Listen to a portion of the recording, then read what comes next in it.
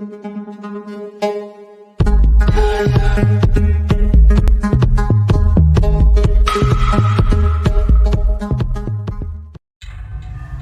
apa kabar? Semoga kamu dan keluarga semuanya dalam keadaan sehat ya. Fairy Channel kali ini akan menceritakan sebuah film thriller komedi yang berjudul American Carnage. Saat itu diceritakan gubernur mengeluarkan perintah untuk menangkap para remaja imigran yang tidak memiliki dokumen. Mereka lalu ditawari kesempatan agar tugas mereka itu dibatalkan, syaratnya yaitu dengan menjadi sukarelawan untuk merawat para lansia. Tetapi begitu berada di panti jompo itu, mereka menyadari ada rahasia mengerikan di panti itu. Rahasia mengerikan apakah itu? Ayo kita mulai saja dengan alur ceritanya ya guys. Ada sebuah restoran siap saji yang bernama Lady Liberties. Dan ada seorang remaja yang bernama JP yang bekerja di restoran itu. Lalu temannya bernama Nina memintanya menggantikannya untuk menjaga counter drive-thru malam itu. Dan JP pun bersedia. Malamnya saat melayani pembeli di counter drive-thru, ada dua pembeli meledek JP karena ia seorang imigran ilegal dari Meksiko. Tetapi JP membalasnya dengan mempermalukan dua pembeli itu sehingga mereka pun segera pergi.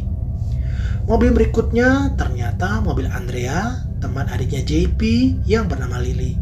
Andrea mengatakan kalau Lily berhasil diterima di Universitas Columbia.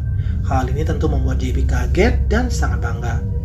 Tetapi ia juga sedih kalau ia akan berpisah dan jauh dari adiknya itu. Lalu Lily mengatakan kepada JP kalau besok sore ia akan merayakan kelulusannya bersama ibu dengan mengundang teman-temannya. Dan keesokan sorenya, Lily mengatakan kalau dia sangat happy karena akan kuliah di Universitas Columbia. Dan JP ikut bangga dengan adiknya ini. Kemudian JP melihat ada tato di belakang telinga Lily. Dan Lily meminta JP tidak memberitahukan ibu tentang tatonya itu. Lalu di saat acara itu dimulai, ibu mengatakan kalau ibu bangga dengan Lily yang berhasil masuk ke universitas favorit itu.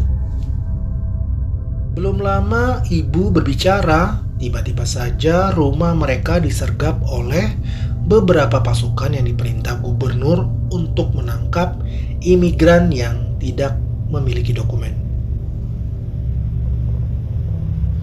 Tak lama setelah peristiwa itu, sebuah berita di televisi menayangkan aksi penyergapan besar-besaran itu. Para imigran ilegal ini ditahan di suatu penjara terbuka. Lalu JP melihat Lily yang sedang berjalan masuk ke dalam bus. JP memanggilnya, tetapi saat itu Lily tidak mendengar panggilan JP. JP dan para tahanan lainnya mau tak mau harus menjalani proses penahanan. Seorang pengacara yang berjuang untuk tahanan ilegal mengajak JP untuk berbicara empat mata. Pengacara itu mengatakan kalau gubernur akan melakukan segalanya untuk memulangkan seluruh imigran ilegal. Karena itulah JP dan lainnya ini tidak dapat mengajukan tuntutan hukum selama masa tahanan negara. Tapi ada satu kesempatan untuk JP dan lainnya, yaitu suatu proyek toleransi dan pemahaman orang tua di Amerika. Program ini adalah untuk pengabdian masyarakat membantu merawat para lansia. Dengan mengikuti program ini, gubernur akan membatalkan semua kasus yang menyangkut para imigran. Dan akhirnya JP dan lainnya setuju mengikuti program ini karena hanya inilah kesempatan mereka untuk kembali ke kehidupan normal mereka. Lalu satu persatu dari mereka diwawancarai, diawali dengan JP. Lalu selanjutnya Camilla, gadis yang suka memberontak. Lalu Chris, seorang pemuda yang mempunyai sakit asma yang sangat protektif dengan makanan dari orang asing. Lalu Big Mac, pria kulit hitam yang banyak bicara. Serta ada juga Mika, gadis cantik yang aktif dalam bersosialisasi. Sebelum menuju ke rumah panti jompo, mereka diberikan gelang ikat di kaki yang berfungsi untuk memantau mereka. Lalu mereka pun dikirim ke panti jompo itu. Lalu mereka dipandu security yang bernama Bruce memasuki panti jompo itu. Lalu mereka diperkenalkan dengan Eddie, pendiri program itu. Eddie mengatakan kalau merawat lansia dengan penuh kasih adalah visi utama mereka. Eddie berterima kasih karena mereka mau membantu para lansia selama 3 bulan ke depan. Lalu Eddie memperkenalkan 2 petugas yang akan membantu mereka, yaitu James dan Cynthia. Kemudian James dan Cynthia mengantar mereka ke kamar masing-masing. Mereka juga menjelaskan tugas-tugas dan lokasi di mana mereka akan menghabiskan waktu keseharian mereka dalam merawat para lansia.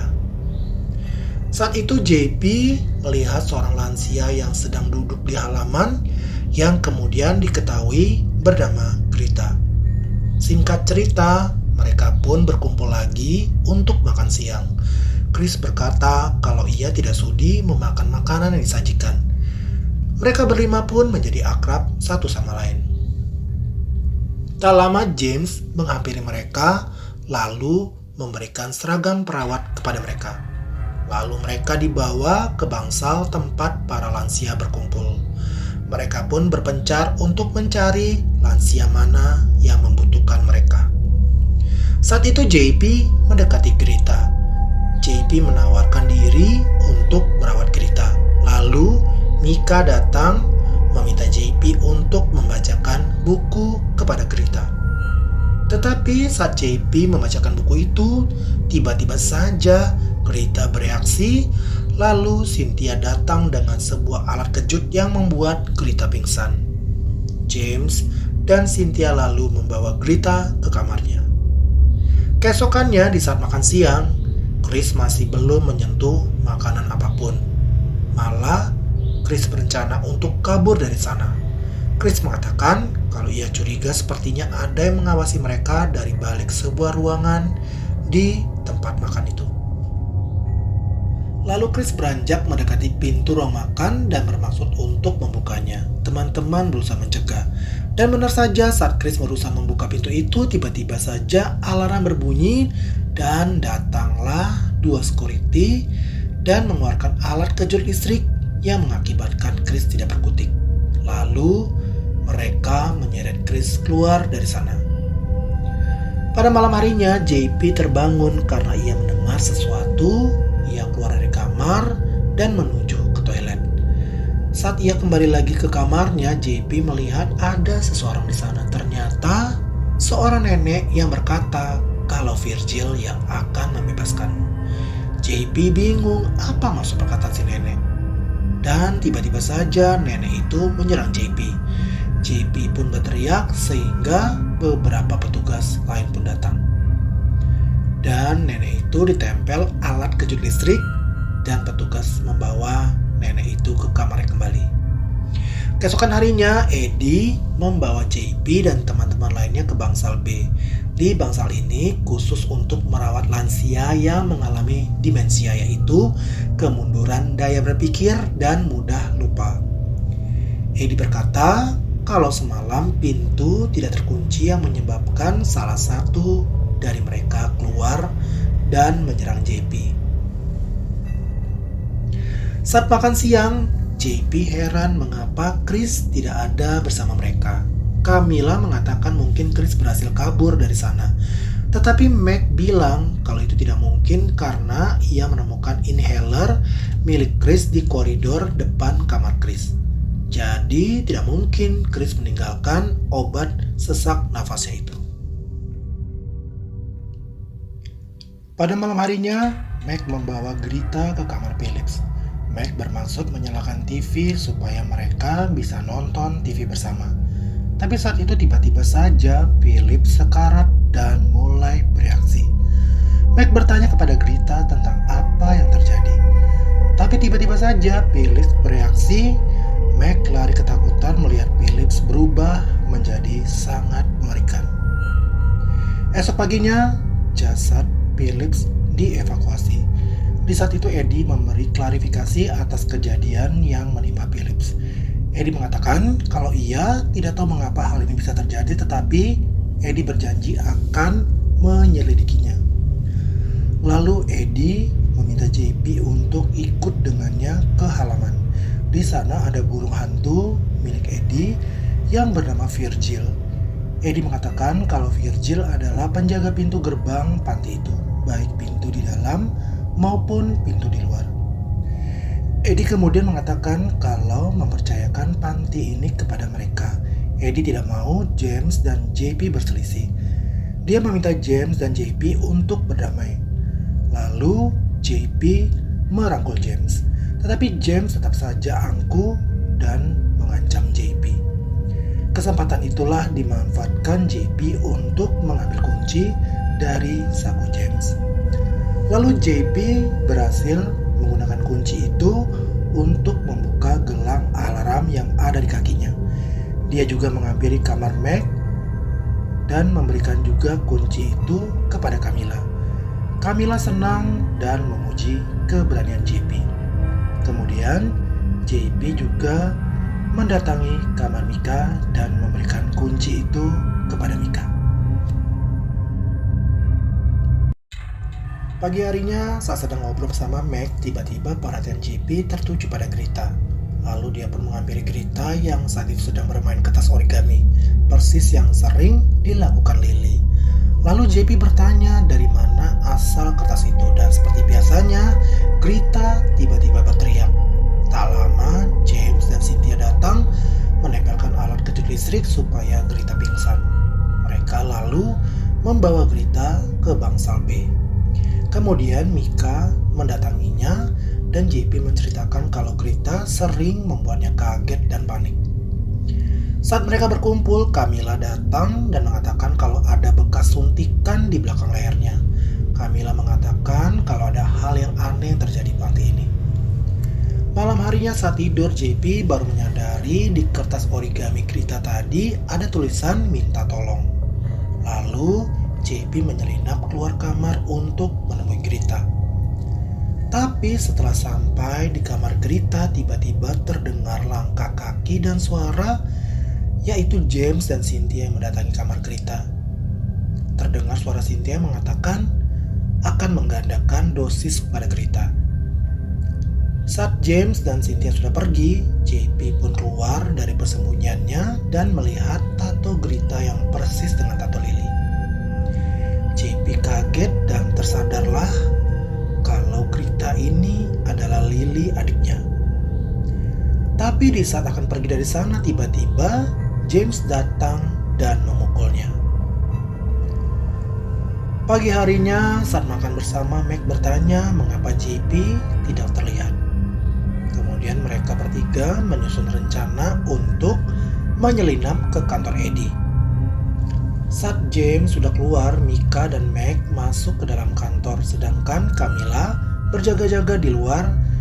Dan di saat di dalam kantor Eddie, Meg berhasil menemukan beberapa file yang sepertinya skema sebuah mesin. Sementara di luar, Camilla berusaha mengalihkan perhatian James dan memberikan tanda kepada Meg dan Mika. Meg dan Mika menemukan file tentang JP yang dipindahkan ke ruang isolasi. Mereka bergegas bersembunyi karena mendengar suara Camilla dari luar, dan saat James masuk ke kantor, untunglah Meg dan Mika sudah bersembunyi. Sementara itu JP yang sudah berada di ruang isolasi, dan JP terkejut dengan apa yang terjadi pada mereka di sana. Di luar, Meg bercerita apa yang telah dia temukan kepada Camilla. Sementara itu JP berusaha untuk melepaskan diri.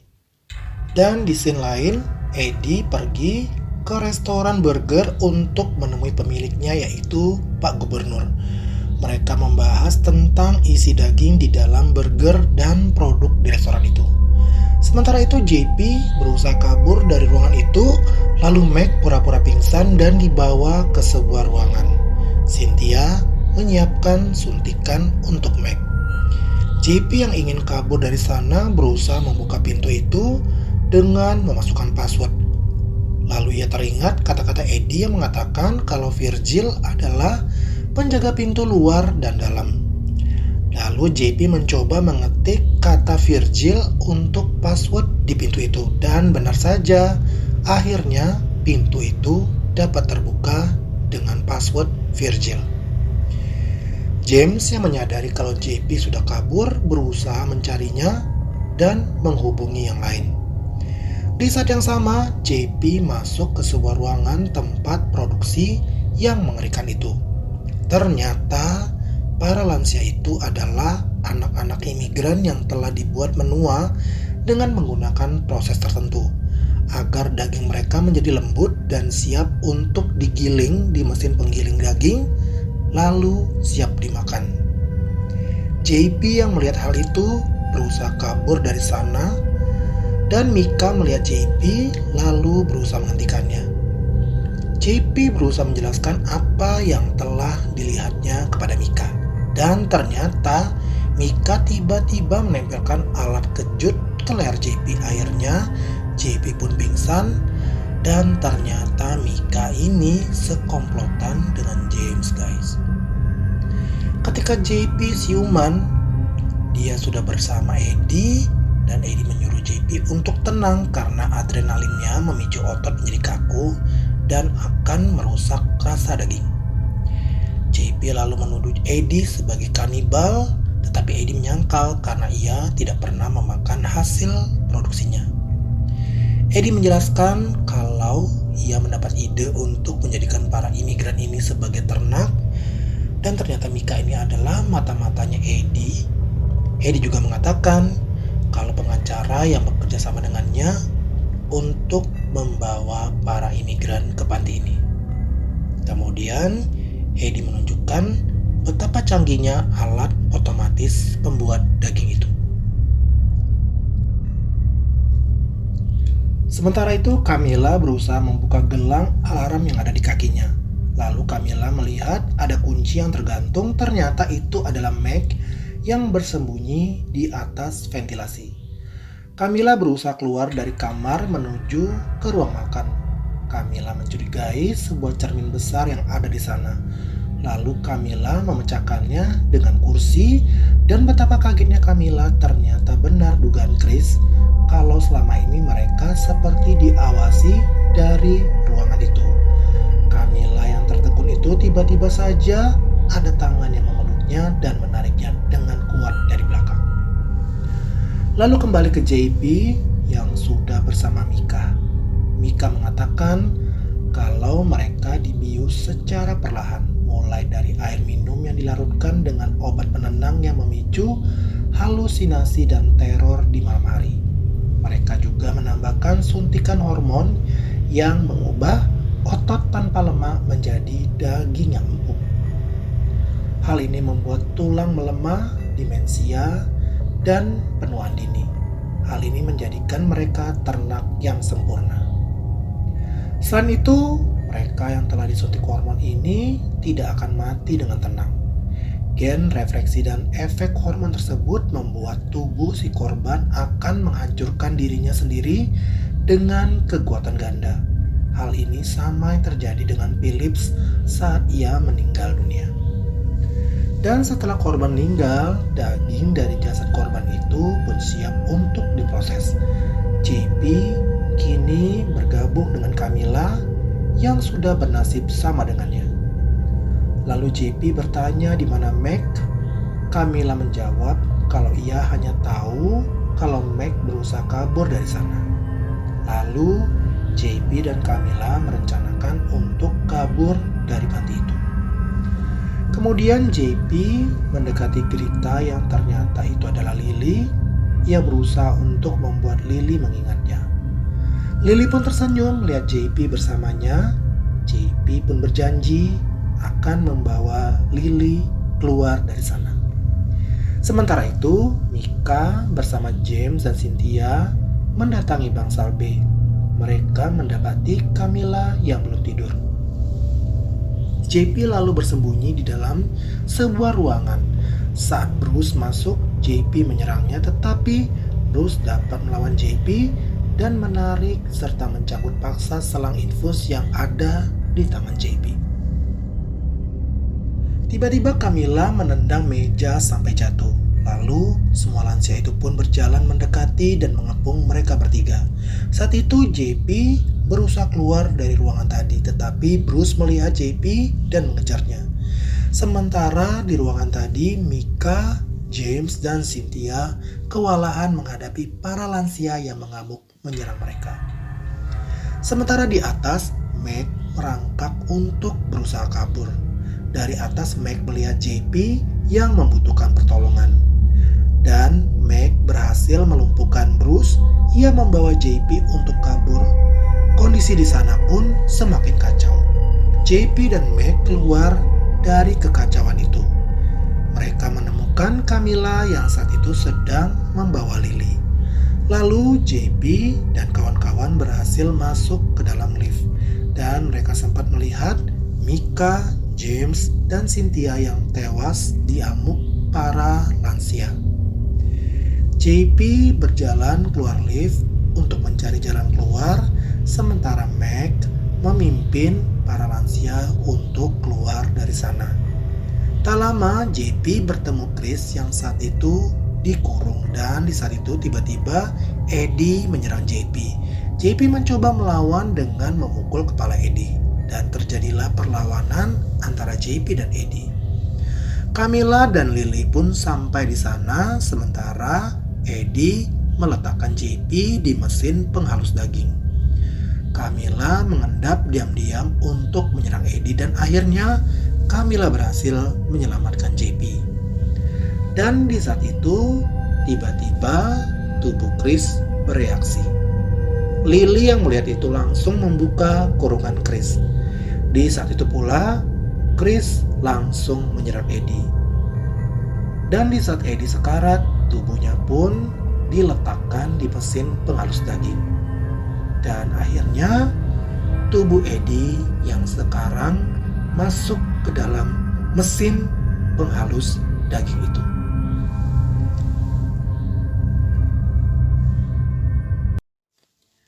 Akhirnya mereka berhasil keluar dari panti jompo yang mengerikan itu. Dan mereka pun duduk di sana karena kelelahan. Meg yang membawa para lansia keluar lalu menghampiri JP dan Camilla.